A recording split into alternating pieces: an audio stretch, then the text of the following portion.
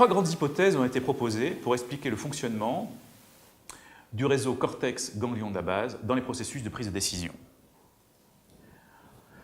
La première est due notamment à l'école de Cambridge et propose qu'il existe un système médian et un système dorsal qui rentrent en compétition pour agir de façon délibérative ou en suivant des habitudes.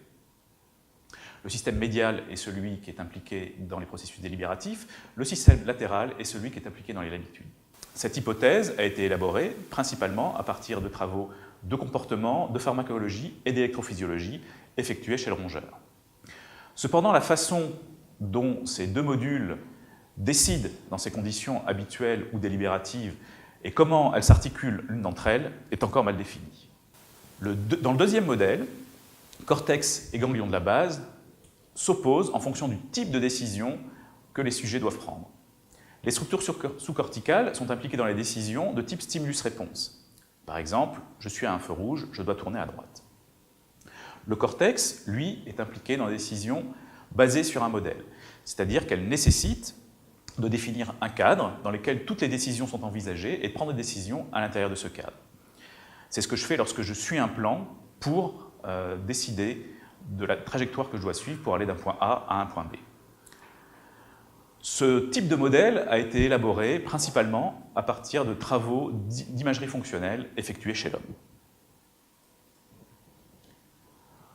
La troisième hypothèse est plus dynamique. Elle propose que ganglion de la base et cortex interagissent au cours des processus d'apprentissage.